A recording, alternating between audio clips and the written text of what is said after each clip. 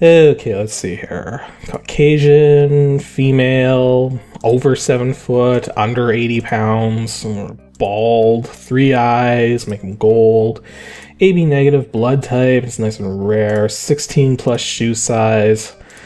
Every one of these, every one of these, every one of these, and every one of these.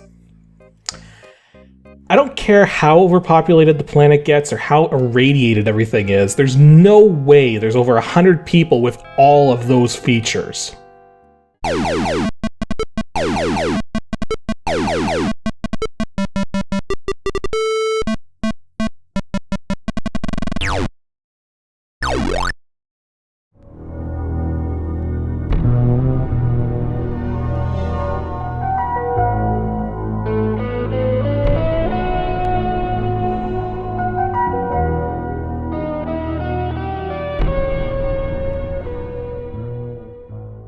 So last night, after 15 years, the Colonel walks into my office.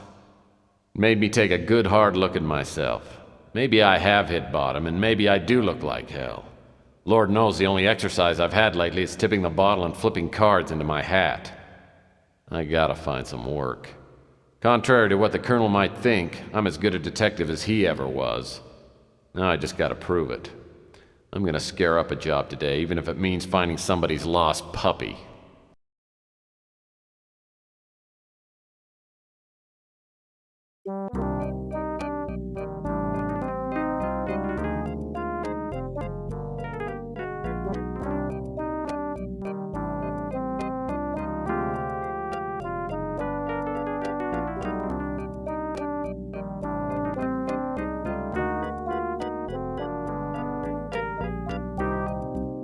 The Scotchguard that Rudy's upholstering service put on my office chairs will stand up to anything, and I ought to know. Today on Ancient DOS Games, we're taking a look at Under a Killing Moon, an inventory-based adventure game that was fairly ahead of its time. Now, I'm going to be honest here. I went into this expecting a game I wasn't really going to enjoy, because as far as inventory adventure games are concerned, there's only a handful that have ever really appealed to me. Plus, I wasn't quite sold on the setting of a film noir-styled post-apocalyptic future. I can safely say, though, that this is one of those games that surpassed my expectations and turned out to be an enjoyable experience. Now, it's not without its faults for sure, but as far as adventure games go, it's not ridiculously challenging either, and has a built-in hint system in case you get stuck and don't mind losing a few points towards your final score. Though having such a hint system in place kind of drives the point home towards how linear this game is, and how there's pretty much no replay value. Basically, once you've beaten the game, there's not much of a reason to return to it. I don't know what these garbage cans are used for, but they're the cleanest things on the street. Under a Killing Moon was created and released by Access Software in 1994 and is a one-player 3D inventory-based adventure game. Now, if there was one thing Access Software was good at, it was developing cutting-edge graphics rendering engines, and this game's no exception, as it runs in an SVGA 640x480 256-color graphics mode long before real-time 3D games widely supported such graphics. And it also supports a ridiculous number of sound and music devices, including a few I'd never even heard of until now. But of course, you're probably just going to stick with the game's Sound Blaster support. Though, here's an interesting thing about the sound and music support in general. If you select a sound device that can produce digitized effects, yet choose a music device which only does synthesized effects, you can choose to use digitized drum effects in place of synthesized drums to help raise the music fidelity a notch, which is something not a lot of games or game developers did, though Dynamics is the first company that comes to mind who also did this. As for its current release date, the game's still commercial but is available on the Good Old Games website at www.gog.com for $10 on its own. Though I should point out that Under a Killing Moon happens to be the third in an entire saga of 5 games all featuring the same lead character. And yes, all 5 games are available on GOG and can all be bought together as one large package for $25, or you can buy them individually. And part of the reason I don't mind covering the third game in the series before the others is because it's not actually important to play these games in order, as none of them really tie into each other. It's kind of like each game being its own episode of an episodic TV series. Not even the box art ties these games together. If you want a physical copy, they're everywhere. There's a ton of copies of this game floating around, and thus the prices are just all over the place, with some people claiming it's a rare game and trying to squeeze tons of money out of people. Heck, you can sometimes find fully boxed copies for cheaper than just the discs themselves. From what I can gather though, the average price for just the CDs in the original double-sized jewel case is about $5 to $10, and you can expect to pay more like $20 to $30 if you want a fully boxed copy. My God, Murphy, you look like hell. Really hit bottom, didn't you? The story for the game is set in a post-apocalyptic future following a Third World War which pretty much irradiated most of our planet. As a result of this radiation, the people of the world started getting segregated into two different classes: the norms, who are immune to the radiation, and the mutants, who have been changed and disfigured in various ways. Well, there's a lot of new technology in place, like hovering cars and energy guns. There's still a lot of old tech too. Now, what makes this all interesting in the first place is the straight way the game is played, not bringing attention to the technology and focusing on the characters instead. Our protagonist happens to be Tex Murphy, private investigator and dance instructor, who works and lives out of an office in a rundown part of San Francisco. Well, he's not a terrible PI, he's kind of a klutz and has made quite a number of mistakes in his career, ending up in a situation where he never gets any work and is almost out of money. As the game begins, he gets visited by an old acquaintance who's decided to finish up one last case and then call it quits, and this visit helps Tex to realize he needs to get off his butt and actually turn his life around. Now, I don't want to spoil too much, but there's a couple things you'll probably want to know about the story in general before you start playing this game. The first thing is that it's not a straight-up mystery story by any means. There's a number of supernatural happenings, so there's quite a bit of humor and silliness as well. Mostly dark humor and very out-of-place silliness, but it's there all the same. The other thing you'll want to know is that the story is split into 6 different days of the week, which you can sort of think of as chapters of the story, as each day is ended by completing one of the main tasks of the story. While there are side tasks to complete too, these can be completed during any chapter and must be completed in order to win the game, because they lead you to the inventory items you'll need to complete the main objectives. Yum, an imitation chocolate keyboard, the perfect Valentine gift for that special computer nerd. The gameplay is unlike most inventory-based adventures, as you have full control over where you go in the game world and are able to look around in pretty much any direction. To that end, a lot more emphasis has been placed on finding clues and items as opposed to trying to solve puzzles, though there are still plenty of puzzle-solving aspects as you progress forwards. The top left of the screen is your main view into the world around you, and you can actually configure the game to have different sizes and detail levels for this view, and can even fill the entire screen while moving around if you so desire. But I kind of find it disorienting to continually swap between different view sizes for when you're moving and when you're not, so I just set it so that it never changes size. The controls work very much like they do in games like Amulets and Armor and System Shock 2, where you have 2 different modes you can switch between, one which allows you to move around and one which allows you to click on things. The side of the screen shows your inventory and buttons to interact with and use inventory items, as well as buttons for getting hints, traveling to different locations, and turning text captions on and off. The bottom of the screen is where your actions are listed, and where you'll see messages and information, as well as dialogue choices when talking to people. Whenever you highlight an object, the look command is always selected first, but each time you perform an action on an object, the command you'll use next cycles to help speed things along. Plus you can cycle the command manually with the right mouse button. Commands will also only light up when you can actually perform them, thus saving the player a ton of time by not letting them do things which simply won't work no matter what the circumstances. The other commands allow you to get items, move around larger objects, open doors, drawers, cabinets, etc., and talk to people and turn switches on and off. The talking to people is actually an interesting process, and how it goes depends on 2 factors: where you are in terms of progress through the game, and why you want to talk to someone in the first place. Typically, the end result of a successful conversation will either give you a new item or give you the ability to ask about various people and topics. In order to reach a successful end requires you to navigate through dialogue trees, but instead of being given the exact messages text can say, you're instead given various attitudes. Failing a conversation tree will often just kick you out and require you to try it again from the start. Now, sometimes you'll need to give objects to people to progress through a conversation, and doing this can be a little confusing the first time around.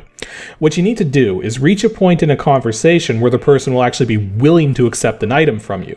Then you need to select the item from your inventory and choose to offer it. If it's the correct item, they'll accept it, you can go from there.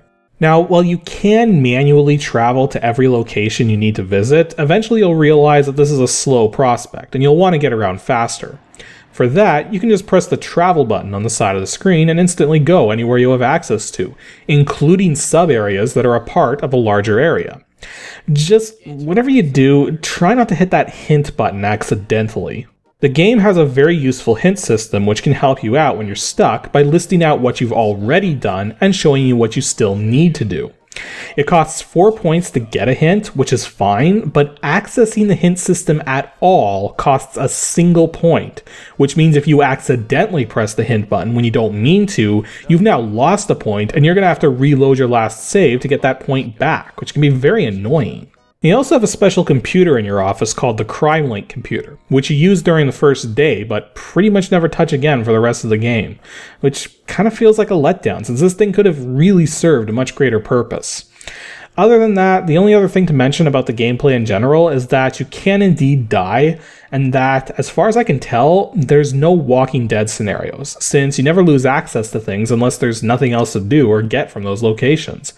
Mind you, there is a bad ending you can trigger by failing to do something at one point in the game and then making it all the way to the last day, but that's about the only potential hiccup. And even then, the save system has a special button for automatically incrementing your save file for keeping multiple saves as you go along, which is kind of a neat feature if you don't mind eventually having several dozen save files. I knew those samurai speeders were a mechanical nightmare, but a 10-volume owner's manual's a little excessive. Okay, we need to talk about the controls because the controls in this game are bad. Not terrible, just bad. Though I guess I can't really fault the thing too heavily because let's face it, first-person 3D games with mouse controls were still pretty new by this point in time, so there weren't really any standards as to how to pull them off. As such, the controls in this game are very clunky and hard to get used to. But once you do get used to them, you'll notice that so long as you've got a 3-button mouse, you can almost completely avoid ever touching the keyboard. When you've got the game in movement mode, the mouse controls forwards and backwards movement as well as turning. If you hold the left mouse button down, you'll strafe instead of turn. Now, this in itself isn't really that bad, except the controls affect acceleration along the axis as opposed to direct movement, kind of like how they were done in the Magic Carpet games. Now, for vast open environments like in Magic Carpet, this kind of control was good. For the kinds of enclosed environments in this game, though, it can be pretty twitchy lining yourself up to look and move into the exact spot you want to. And if you do lose control, just get yourself out of movement mode with the middle mouse button or the spacebar, or just press the right mouse button to cancel all movement. There's also a number of keyboard keys for temporarily looking at various angles while holding those keys down. And why there's controls like this kind of makes no sense to me, since it's simpler to just turn to face the direction you want to. You also have keys to adjust your height, as well as keys for looking up and down. Now, there's no way to do that with the mouse though, which is why you're going to have to use the keyboard eventually as you control your character. Oddly though, there's a key to reset how high you're standing, but there's no key to reset the up-down look angle. Or if there is, it wasn't responding for me after pressing every single key on the keyboard. Oh, yuck, the towel smelled like mildew and fine hops. Now, even though this is an inventory-based adventure with a built-in hint system, I do have some tips to help you guys avoid using those hints and killing your score. And the first huge tip I have is to take nothing for granted. You'll be very surprised just how interactive the environment can get, even within the same texture space. Like being able to get details on different sets of books on the same bookshelf, or being able to interact with really tiny parts of a much larger interactive object. Like the helium nozzle in the novelty shop, which looks like it's just a stylized part of a much larger object. The next tip I have is to be extremely observant. Every little detail could be part of a much larger puzzle, and items are often hidden behind corners, behind objects, on the floor, underneath things. You really gotta search everywhere, because if you miss something that's not a part of the current section you're in, but you need it to progress through that section, then you're gonna have a heck of a time backtracking and trying to find what you missed without using the hint system. Another good tip is to save before you enter any new areas for the first time, because you can't always be sure what's going to happen following, and if you die in this game, you have to reload a previous save. Fortunately, there's not a lot of places where you can die unintentionally, at least not until you get much further in. My final tip isn't so much a tip as it is a piece of relieving information. The game actually keeps an autosave going for every instance where you do something. Normally, this autosave is useless as it's deleted the instant you leave the game. But if something happens, like the game crashes or your power goes out, the next time you boot the game up, instead of showing the typical startup sequence, it will immediately ask you if you want to resume where you left off. This is a really forward-thinking feature, and I discovered it completely by accident. So if you ever needed more proof that Access Software had some pretty talented people writing code, well, there you go. Paul, it was nothing. Just another day at the office.